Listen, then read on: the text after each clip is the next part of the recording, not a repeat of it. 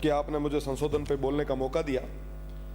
मैं माननीय मंत्री जी से यही पूछना चाहूंगा जो पूर्व में हमारे कई सदस्यों ने पूछा कि संशोधन लाने से पूर्व रीको को आवंटित भूमियों के संबंध में किए गए भूमि के संबंध अंतरण, उपविभाजन या भूखंडों या भूमि के विलयन, नियंत्रीकरण, भू उपयोग के विदर्शन व परिवर्तन और समस्त अधिकार किसके द्वारा दिए गए थे, और साथ ही साथ समस्त कार्यों के लिए औपचारिक रूप से वैधानिक अनुमति राज्य सरकार से क्या प्राप्त की गई थी। ये पारित साथ ही साथ प्रदेश में जिस तरीके से औद्योगिक क्षेत्रों में रीको को आवंटित की जाने वाली बेशकीमती भूमियों के संबंध में समस्त कार्रवाइयां स्वतंत्र रूप से निष्पादित करने और इसके लिए विनियम बनाने तक की शक्तियां रीको को देना, मुझे लगता है कि राज्य सरकार का प्रत्यक्ष रूप से नियंत्रण नहीं रहेगा इस विषय पे। साथ ही साथ औद्योगिक क्षेत्रों में सड़कों के निर्माण, मरम्मतीकरण, सुविधा क्षेत्रों पर अवैध कब्जों, अतिक्रमण या उनके रखरखाव की कार्रवाई किसके द्वारा की जाएगी, ये भी चीजें स्पष्ट हो।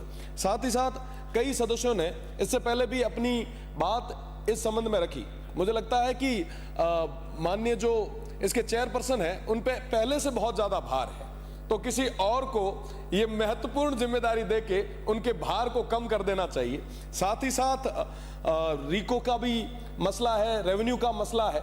मैं पश्चिमी राजस्थान से आता हूं और वहां पे आज बड़े स्तर पे जो लैंड अलॉटमेंट हो रही है, मैं उसकी ओर भी आपका ध्यान आकर्षित करना चाहूंगा कि थोड़े दिन पहले रेडाना जो एक बहुत बड़ा पर्यटनीय क्षेत्र है, वहां पर जो हमारी लवणीय जमीन थी उसको अलवणीय करके बड़े स्तर पर लैंड को कहीं और अलॉट करने का एक बड़ा खेल जो चल रहा था, मैंने इसके लिए विरोध भी दर्ज कराया है। मेरा निवेदन है कि इस तरीके से आप ना करें, कम से कम जो पर्यटन क्षेत्र है उनको बचा के रखें। बाकी तो किस तरीके से लैंड अलॉटमेंट हो रही है ये आपसे और हमसे छुपी हुई है नहीं। मेरा तो निवेदन है कि इस वेस्टर्न राजस्थान को आप यथावत रखें। हाँ, आप अगर चाहें कि औद्योगिक क्षेत्र में हम आगे बढ़ें तो आप मैन्युफैक्चरिंग यूनिट्स लाएं, हम आपका स्वागत करते हैं, पर आप जो सोलर और विंड के माध्यम से उस क्षेत्र का जो बंटाधार कर रहे हैं, मेरा निवेदन है कि उसके बारे में हमें विचार करने की जरूरत है। साथ ही साथ जब हाउस शुरू हुआ था उस दिन पहले दिन हमने ये डिमांड रखी थी कि हमारे वहां के जो खेजड़ी के पेड़ हैं उनको बचाने के लिए हम सबको मिलकर प्रयास करना होगा। ये जिम्मेदारी सिर्फ एक विश्नोई समाज की नहीं है बल्कि हम सभी की है। आज के समय में लगभग 25 से 26 हजार पेड़ कटे हैं और आने वाले समय में 50,000 के आसपास पेड़ कटने वाले हैं, पर उसके लिए ट्री प्रोटेक्शन एक्ट, बाकी स्टेट जब ट्री प्रोटेक्शन एक्ट ला सकते हैं तो हम क्यों नहीं लाएं। मैं इसके लिए हमारे वन मंत्री जी का धन्यवाद देना चाहूंगा कि उन्होंने उस दिन मुझे पूरे भरोसे के साथ कहा कि हम आने वाले समय में जब भी सदन चलेगा तब ट्री प्रोटेक्शन एक्ट लाएंगे। मुझे पूरा भरोसा है, पर निवेदन है कि जितना जल्दी लाएंगे उस तरीके से हम उन पेड़ों को बचा पाएंगे। साथ ही साथ मोती की बेरी, रोहिड़ी, सूंदरा, ये पूरा बॉर्डर से लगता हुआ इलाका है और यहाँ पे तमाम लोगों की जो आजीविका है वो मुख्यतः गोवंश पे, पशुधन पे चल रही है। अगर हम उस लैंड को कहीं कंपनियों को अलॉट कर देंगे तो वो गोवंश कहाँ जाएगी, वो लोग कहाँ जाएंगे।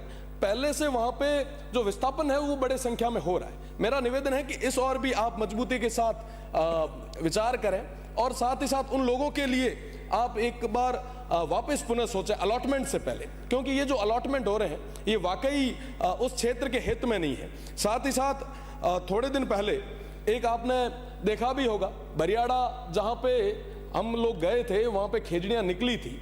आप देखें कि खेजड़ियों को पूरे तरीके से जमीन में छिपा दिया गया था। निकालने के बाद में भी, तमाम चीजों में छपने के बाद में भी उस पर कोई तरीके की कार्रवाई अभी तक नहीं हुई। प्रदेश की सरकार को एक बार मजबूती के साथ कार्रवाई करके एक उदाहरण पेश करना चाहिए। साथ ही साथ एक सवाल था अतारांकित जो इसी सत्र का था 16/4/114, उसका अतारांकित जो सवाल था वो रेवेन्यू से रिलेटेड था, रिको से और तमाम चीजों से रिलेटेड था। उसका जवाब जो था वो असत्य था। साथ ही साथ इन चीजों पे तो हमें चर्चा करनी है। मेरे से पहले माननीय चित्तौड़ से आने वाले सदस्य ने एक बहुत गंभीर बात कही, निजता की बात कही। निश्चित रूप से इन तमाम चीजों पे सोचना चाहिए। हम लोग जो निर्दलीय हैं, हम देखते हैं कि विपक्ष के साथी किस तरीके से हंगामा कर रहे हैं। मेरा विपक्ष के साथियों से पुनः निवेदन है इस सदन के माध्यम से कि आप इस सदन को चलाएं। आज सदन के नेता कुर्सी पे थे, सदन में थे, हम बात करते, पानी की कीमत साहब हमसे जानो, स्थिति क्या है साहब। हम सीमांत उस क्षेत्र से आते हैं जहां पे 2-2 हजार फीट तक पानी नहीं है। आज भूगर्भ पे, भूजल पे इतना बड़ा विषय था, चर्चा चल रही थी।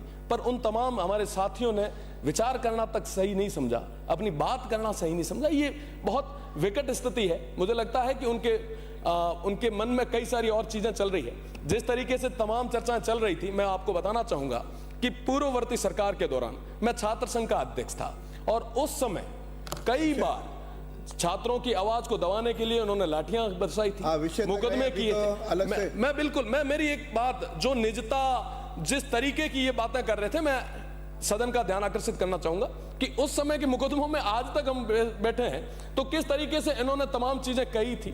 मेरा निवेदन है कि सदन को चलवाएं और ये जो आज जो घटना हुई है, मैं कड़े शब्दों में निंदा करता हूं। साथ ही साथ उस वेस्टर्न राजस्थान री विशेष बढ़ावण आप सभा न देर जाऊंगा, प्रदेश सरकार न देवा। बहुत बहुत धन्यवाद। श्री माननीय मंत्री जी।